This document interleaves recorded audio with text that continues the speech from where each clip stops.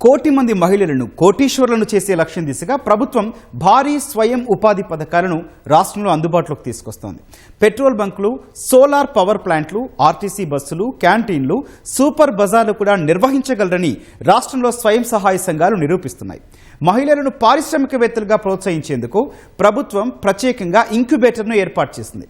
స్వయం సహాయక సంఘాల్లో ఇప్పటికే సుమారు 60 లక్షల మంది సభ్యులుండగా కోటికి పెంచేందుకు సెర్ప్, మెప్మా ప్రయత్నాలు చేస్తున్నాయి. ఇందిరా మహిళా శక్తి పథకం లక్ష్యాలు, సాధించిన ప్రధాన విజయాలపై మా ప్రతినిధి నగేశాచారి గ్రౌండ్ రిపోర్ట్.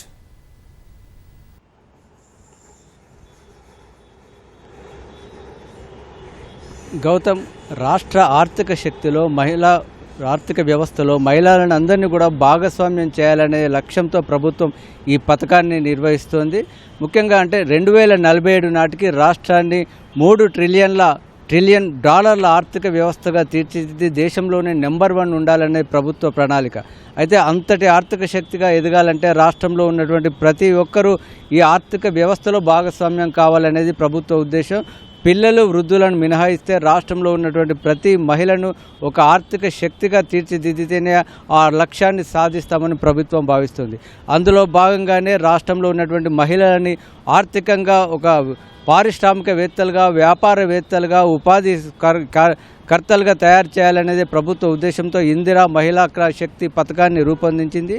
అందులో భాగంగా 1 కోటి మంది మహిళలను కోటీశ్వరులుగా చేయాలంటే మొదటి ఈ 5 ఏళ్లలోనే 1 కోటి మంది మహిళలను కోటీశ్వరులుగా చేయాలనే లక్ష్యంతో ప్రభుత్వం ఈ కార్యక్రమాలు చేపట్టింది. ముందుగా రాష్ట్రంలో ఉన్నటువంటి స్వయం సహాయక బృందాలన్నింటినీ కూడా ఒక వ్యాపారంలో ఇన్వాల్వ్ చేసి వారందరి ద్వారా కూడా వారికి ఉపాధి కల్పించడంతో పాటు రాష్ట్రానికి ఒక ఇన్కమ్ ఆదాయాన్ని చేకూర్చే విధంగా తయారు చేసే విధంగా ప్రభుత్వం స్పష్టమైన ప్రణాళికలతో ముందుకెళ్తుంది. ఇప్పటికే రాష్ట్రంలో సుమారు 65 లక్షల మంది మహిళా సంఘాల్లో, పొదుపు సంఘాల్లో ఉన్నారు. వాటిని 1 కోటి మందికి చేయాలనేది ప్రభుత్వం ప్రయత్నంగా చేస్తుంది. 18 నుంచి 60 సంవత్సరాల వయసులో ఉన్న వారికి ఇప్పటికి గతంలో వారికి అర్హులుగా ఉన్నారు. వారందరూ కూడా ప్రస్తుతం 65 లక్షలు ఉన్నారు. కాబట్టి వాటిని వయసును కూడా సడలింపు చేశారు. 65 ఏళ్ల వరకు కూడా స్వయం పొదుపు సంఘాలు అంటే స్వయం సహాయక బృందాల్లో చేరే విధంగా చేశారు. అంటే రాష్ట్రంలో సుమారు 4 లక్షల మంది 60 ఏళ్లకు పైబడి ఉన్నవారు పెన్షన్ తీసుకుంటున్నారు. వారిలో సుమారు 2 లక్షల మంది చురుగ్గా ఉన్నట్టుగా ప్రభుత్వం భావిస్తుంది. వారందరినీ కూడా ఈ స్వయం సహాయక బృందాల్లో ఇన్వాల్వ్ చేయడం, అదేవిధంగా 15 నుంచి 18 వయసు ఉన్నటువంటి యువతులను కూడా ఇందులో ఇన్వాల్వ్ చేసే విధంగా కూడా ప్రభుత్వం కార్యక్రమాలు చేస్తుంది. అదేవిధంగా దివ్యాంగులు తక్కువగా ఉన్నారు కాబట్టి వారిని కూడా స్వయం సహాయక బృందాల్లో చేరుస్తున్నారు. మొత్తం మీద 1 కోటి మందిని చేయడం మొదటి లక్ష్యం.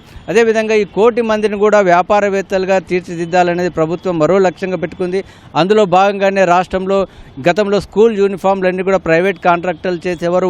వాటిని కూడా స్వయం సహాయక బృందాలకే ఇచ్చారు. సుమారు 30,000 మంది సభ్యులు వీటిని నిర్వహిస్తున్నారు. దాదాపు ఏటా 30 కోట్ల ఛార్జీలను వారికి చెల్లిస్తున్నారు. అదేవిధంగా శిల్పారామం వద్ద నైట్ బజార్ ఏర్పాటు చేసి దాదాపు 106 షాపులు ఏర్పాటు చేసి మహిళలకు ఇచ్చారు. అయితే మహిళలు కేవలం కుట్లు, అల్లికలే కాదు, వారు కూడా వ్యాపారవేత్తలుగా బడా వ్యాపారాలు చేయొచ్చని ముఖ్యమంత్రికి పదే ప్రకటిస్తున్నారు. అందులో భాగంగానే వారందరికీ కూడా ఆర్టీసీలో 1000 బస్సులు, ప్రైవేట్ బస్సులు తీసుకోవాలని నిర్ణయించిన ప్రభుత్వం వాటన్నిటిని కూడా మహిళలకే కేటాయించే విధంగా చేసింది. ఇప్పటికే సుమారు 200 కోట్ల రూపాయలతో దాదాపు ఇప్పటికే 535 బస్సులను మహిళా సంఘాలకు ఇచ్చారు. మరో 500 బస్సులను కూడా త్వరలోనే చేపట్టబోతున్నారు. అదేవిధంగా రాష్ట్ర వ్యాప్తంగా క్యాంటీన్లు, రాష్ట్ర సచివాలయంతో పాటు జిల్లా కలెక్టర్లు, టూరిజం ప్రాంతాల్లో 222 క్యాంటీన్లు మహిళలు నిర్వహిస్తున్నారు. ఒక్కో క్యాంటీన్ నుంచి సుమారు 70,000 రూపాయల ఆదాయం నెల ఆ సంఘాలకు వస్తున్నాయి.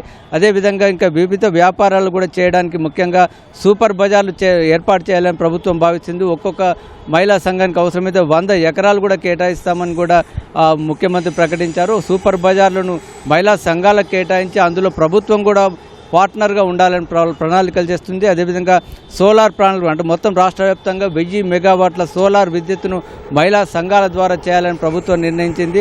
అందులో భాగంగానే మదిర, వికారాబాద్ నియోజకవర్గాల్లో ఇటీవల ప్రారంభమయ్యాయి. అదేవిధంగా పెట్రోల్ బంకులు కూడా ఇటీవల నారాయణపేటలో మహిళా సంఘాలకు కేటాయించారు. అవి సక్సెస్ఫుల్గా నడుస్తుంది. మరియు మొత్తం 30 కేంద్రాల్లో రాష్ట్ర వ్యాప్తంగా మరో 30 పెట్రోల్ బంకులు కూడా సిద్ధమవుతున్నాయి. అయితే కేవలం అంటే వారి మహిళలను వారికి ఆర్థికంగా ఇవ్వడంతో పాటు వారిని పూర్తి స్థాయిలో తీర్చిదిద్దేందుకు ఒక ఇంక్యుబేటర్ను కూడా ఏర్పాటు చేసి వారిని పూర్తి స్థాయి వ్యాపారవేత్తలుగా తీర్చిదిద్దే విధంగా ప్రభుత్వం ముందుకెళ్తోంది. గౌతమ్.